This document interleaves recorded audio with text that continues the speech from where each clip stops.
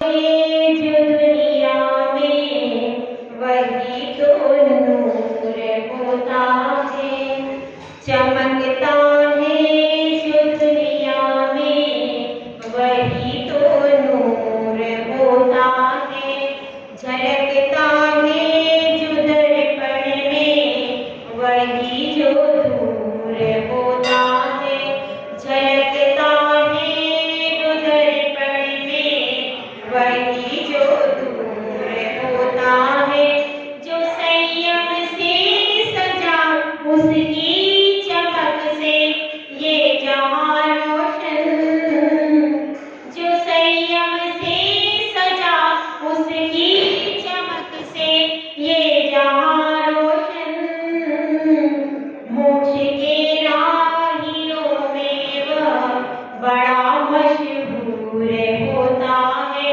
मोक्ष के राहियों में वह बड़ा मशहूर होता है। एक तारा ब्रह्मांडल में उदित होता है तो संपूर्ण जगतें उसके स्वागत को तैयार हो जाती है। उत्तर में प्रकट होता है ध्रुव तारा और चंद्रमा भी उदित होता है, सूर्य भी उदित होता है। ऐसे ही दिगंबर जगती के एक सूर्य का उदय हुआ था सदलगा ग्राम में, और वह जब सूर्य उदित होता है इसी प्रकार से कोई पर्याय उदित होती है तो उसका भी कभी न कभी अस्ताचल की ओर मुख होता है। इसी प्रकार से चूंकि वह मनुष्य पर्याय में प्रकट हुए थे सदलगा ग्राम में, तो उनका गमन भी हुआ, लेकिन साधु का जो गमन होता है वह अस्ताचल में नहीं होता, नीचे की ओर गमन नहीं होता, उसका तो गमन ऊर्ध्वलोक में होता है, ऊपर की ओर गमन होता है। तो आज ऐसे महामना का अपन समाधि दिवस मना रहे हैं जिसके ही उपलक्ष्य में यह विधान किया गया है, तो उनके गुणों को अपन थोड़ा सा स्मरण करें।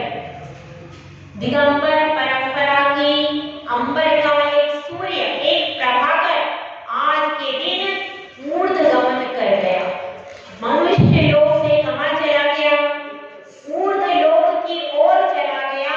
उनके कार्य, उनके गुण, उनकी गरिमा को हम गाते हैं और यही भावना गाते हैं कि हम भी उनके पद चिन्हों पर चलें।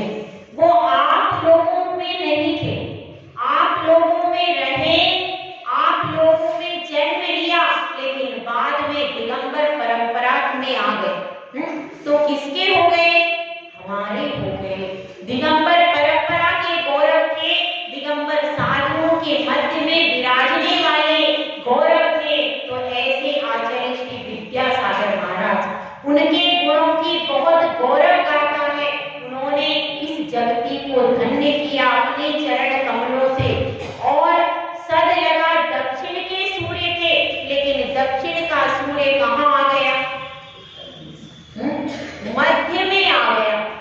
सूर्य तो दक्षिण का था, दक्षिण से निकला, लेकिन उसने पवित्र किया सबसे ज्यादा कहाँ?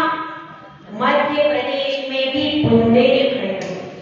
बुंदेलखंड की धरती को पवित्र करके क्या किया? उन्होंने बुंदेलखंड की धरती को रत्न प्रस्तुता बनाने में सबसे पहले गौरवदान किया।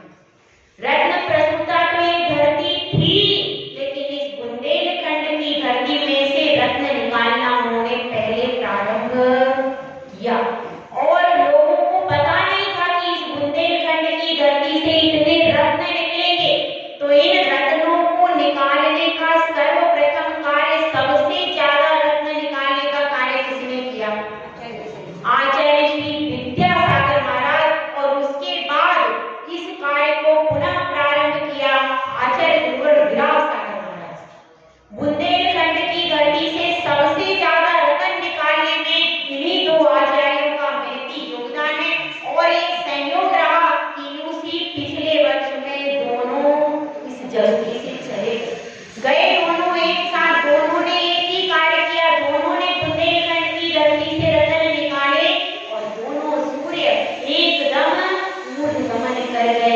और यह मध्य लोक की धरती कैसी रह गई? सोने रह गई। तो हमारी दिगंबर परंपरा के विशिष्ट आचार्य कौन थे? आचार्य विद्यासागर महाराज, जिनका पहला महान उपकार है। मुमुक्षुओं ने उनसे कहा कि मुनि नहीं होते, साधु नहीं होते। उनकी एक बहुत बड़ी विशेषता थी, वो मुख से कभी किसी की बात का जवाब नहीं देते। वह मुख से कभी भी कोई भी कुछ भी कहता रहे, मुख से कभी उत्तर नहीं देते थे, अपनी क्रिया से पूरा का पूरा बता देते थे। तो जब लोगों से उन्होंने सुना साधु नहीं होते, साधु नहीं बनते, तो लोगों ने उनसे आकर के कहा कि हे मुनिराज, यहाँ पर किस किस तरह की विचारधारा चल रही है, आप इस विचारधारा का खंडन कीजिए। तो उन्होंने क्या उत्तर दिया? मैं तो मुनि बना हूँ और बना रहा हूँ। प्रत्यक्ष प्रमाण को कथनी की आवश्यकता क्या है? जब सामने ही इतने सारे मुनि दिख जाएंगे तो फिर कहने की आवश्यकता क्या है? तो इस जगती पर उन्होंने दिगंबर साधुओं को अवतरित किया, आर्यका माताओं को दीक्षा दी और उसके द्वारा दिगंबर जैन धर्म के साधु, जो कि ज्यादातर दक्षिण परंपरा में दक्षिण में थे, कठोरचर्या करने वाले थे। कठोरचर्या करने वाले सब दक्षिण में रहते थे और वे साधु अब कहां पर ज्यादा दिखने लगे? कब? जब आचार्य विद्यासागर महाराज जी ने दीक्षाएं प्रारंभ की और समूहों में दीक्षा दी। 51 दीक्षा दी, 24 दीक्षाएं दी मुनियों को, 24 मुनिराजों को दीक्षा दी उन्होंने और 24 तीर्थंकरों के नाम से उनको दीक्षा दी। इसके बाद आर्यकाओं को भी दीक्षा दी। जब इस प्रकार से समूहों में दीक्षा हुई तो हमारे भारत पर दिगंबर साधुओं का अस्तित्व ज्यादा दिखने लगा, समूह रूप में दिखने लगा और उनकी विशेषता उन्होंने दीक्षा दी। तो पहले शिक्षा प्रदान की, आर्यकाओं को पहले संस्कृत व्याकरण, प्राकृत व्याकरण आदि व्याकरणों से निष्णात किया, मुनियों को भी निष्णात किया। सबसे पहले उन्होंने व्याकरण आदि की शिक्षा दी ताकि विद्वान बनने के बाद उन्होंने दीक्षा का कार्य किया। तो इस तरह से उन्होंने कैसा प्रभावक शिष्य बनाए? क्यों? क्योंकि वे पहले ही प्रवचन में, शिक्षा आदि में पारंगत हो गए, उसके बाद उन्होंने दीक्षा देने का कार्य किया। तो उन्होंने अपने लिए दिगंबर परंपरा के लिए बहुत सारे साधुओं को प्रदान किया, यह उनका सबसे बड़ा योगदान है। नहीं तो इधर तो साधु बहुत कम थे।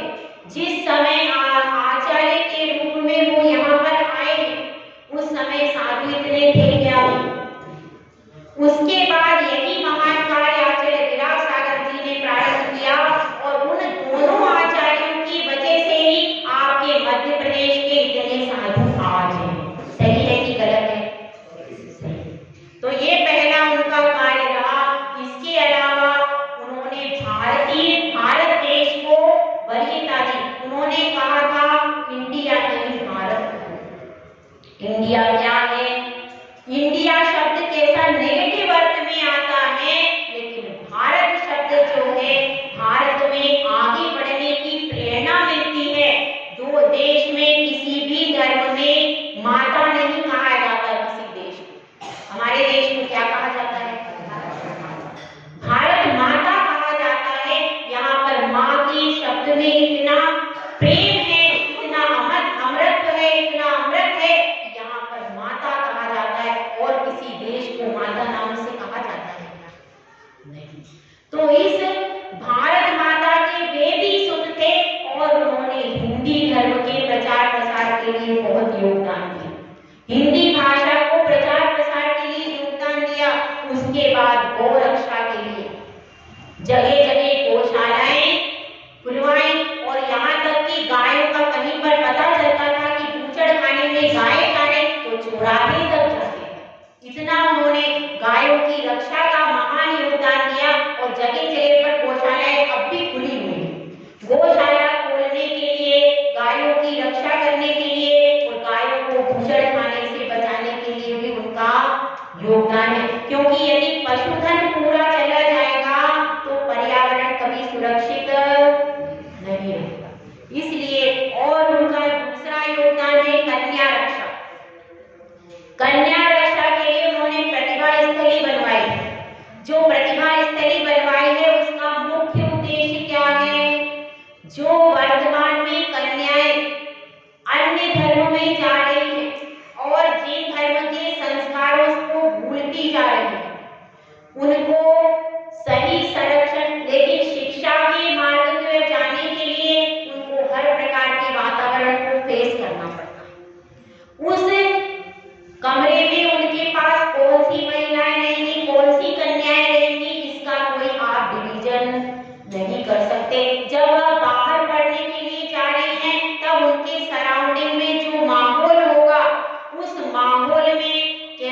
भी व्यक्ति उनको क्या कर सकता है, उनको पदभ्रष्ट कर सकता है।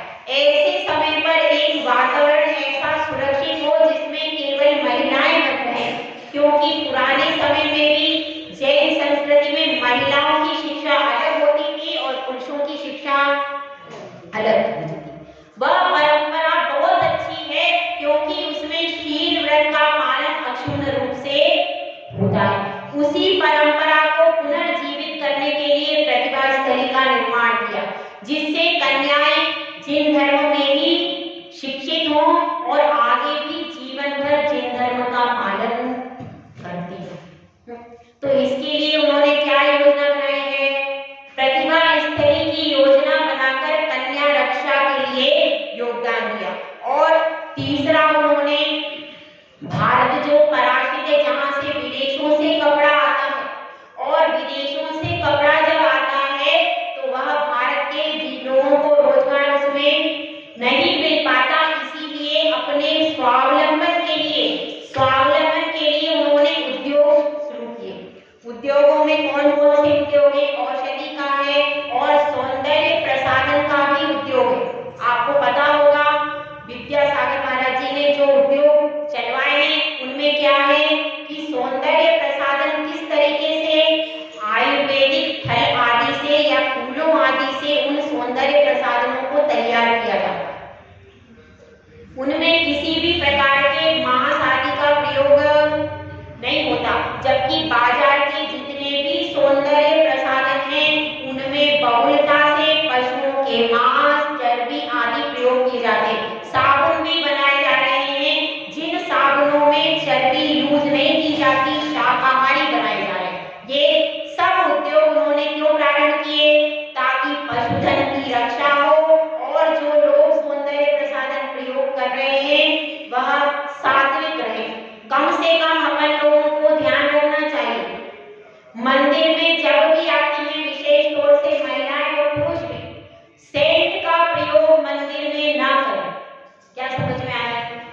सेंट का प्रयोग मंदिर में ना करें, ना महिलाएं ना पुरुष। और इसके अलावा जितने भी सौंदर्य प्रसाधन जो कि विदेशी सौंदर्य प्रसाधन है, विदेशी सौंदर्य प्रसाधन है, lipstick, nail polish, powder, cream जो भी विदेशी है, और आयुर्वेदिक सामान को छोड़ करके कोई भी उपकरण मंदिर में प्रयोग करने योग्य नहीं।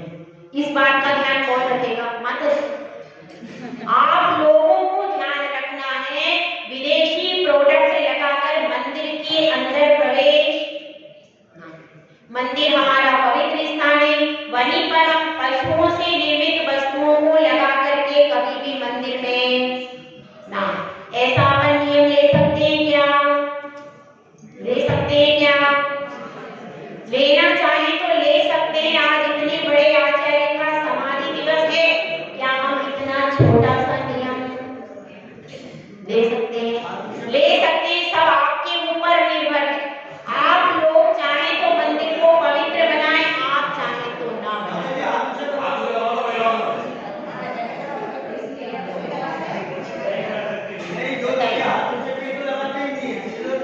देखिए, जबरदस्ती नहीं है, सब लोग अपनी अपनी इच्छा से करेंगे। केवल मंदिर के लिए नियम दे रहे हो, आप किटी पार्टी में जाती है, धर्मशाला में जाती है, उसका तुम्हें बोल ही नहीं रहे। केवल भगवान के मंदिर में जब आप पूजा करने आती हैं तब बस इतनी सी बात है। विचार आपका खुद है, जैन धर्म जबरदस्त है, जबरदस्ती का नहीं। अब आगे बात चल रही है, उन्होंने दूसरा काम क्या किया, अपन उनके गुणों का और उनके कार्यों का स्मरण कर रहे हैं। उनका दूसरा कार्य, उन्होंने खादी ग्रामोद्योग प्रारंभ किया। इसमें कारण क्या रहा खादी ग्रामोद्योग को प्रारंभ करने में? इसको देखिए, जो वो दाना वाना बुना जाता है, जब रुई से धागा बनाया जाता है, दाना वाना बुना जाता है, तो वह धागा कमजोर होता है। उस धागे को मजबूत करने के लिए अरारोट का प्रयोग किया जाता है। अरारोट को उस पर लेयर डाली जाती है, तब वह धागा टूटता नहीं है और मजबूत रहता है। लेकिन कालांतर में जो अरारोट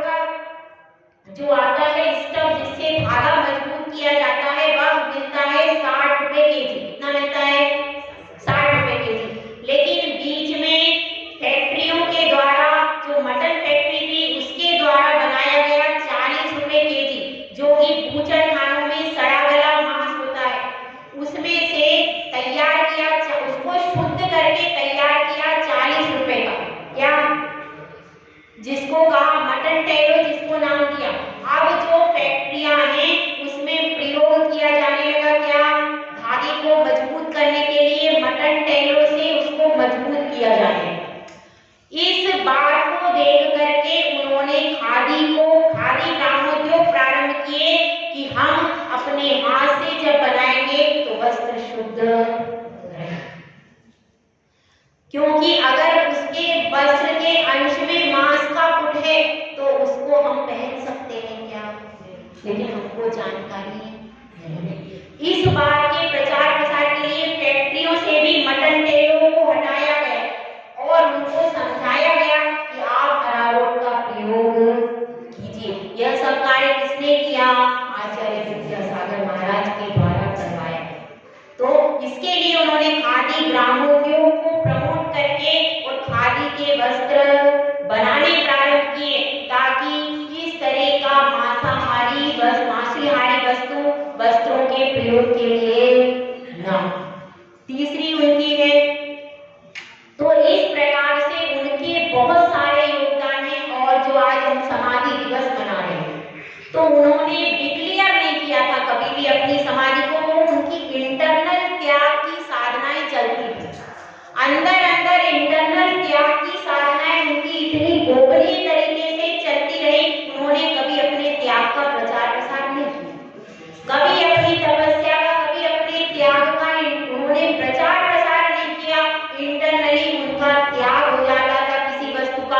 हरि का उनका बहुत दिनों का त्याग था, नमक और शक्कर का भी उनका त्याग था। इसके अलावा दूध शायद एक ही रस वो ज्यादातर लेते थे, तो वह रस भी उन्होंने अंत समय में त्याग कर दिया था, दूध का भी। तो बहुत नीरस भोजन करते थे। उनका धीरे धीरे उन्होंने त्याग करके समाधि की ओर अग्रसर होते रहे। मतलब उन्होंने इंटरनली अपने आप को साधना प्रारंभ कर दी थी कि मैं समाधि की ओर जा रहा हूँ, इसका उनको इंटरनली पूरा आभास था। तभी उन्होंने त्याग तपस्या को दिन प्रतिदिन आगे बढ़ाते रहे, कभी उसमें पीछे नहीं हटे। एक बार जो उन्होंने हरि का त्याग कर दिया, फिर कभी हरि को अपनाया। एक बार उन्होंने जीवन में जो त्याग किया उसको फिर दोबारा जीवन में धारण नहीं किया। और उनकी समाधि के समय भी वे सचेत रहे और पूरे संघ के बीच में उनकी समाधि भी कहाँ हुई है, उस समय पूरे मुनिराज आदि विराजमान थे संघ के मध्य में ही। आज ही के दिन उनकी क्या हो गई थी, सुबह सुबह प्रातः काल में ब्रह्म मुहूर्त की बेला में, और वह हंस कहाँ के लिए उड़ गया था, गगन की ओर वह हंस उड़ गया था।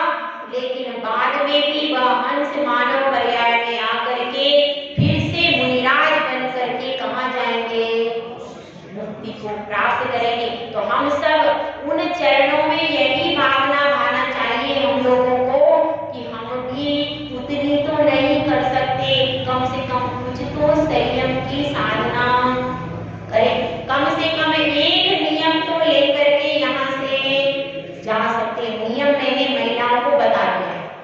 अगर वे चाहे तो, अगर उनका थोड़ा भी आचार्य विद्यासागर महाराज के प्रति थोड़ी सी भी श्रद्धा है क्या भाई, श्रद्धा है क्या कि नहीं है? उन्होंने कितना त्याग किया, नीरस आहार किया, क्या हम इतना छोटा सा भी त्याग नहीं कर सकते? अगर नहीं कर सकते तो मैं मानूंगी विद्यासागर महाराज के प्रति महिला वर्ग की श्रद्धा। अब आप लोग अपनी अपनी श्रद्धा को चेक कर लीजिए, अपनी अपनी श्रद्धा को चेक कर लीजिए। अगर आपकी श्रद्धा हो तो आप नियम लेना, नहीं हो तो कोई मतलब नहीं। अपने अपने भाव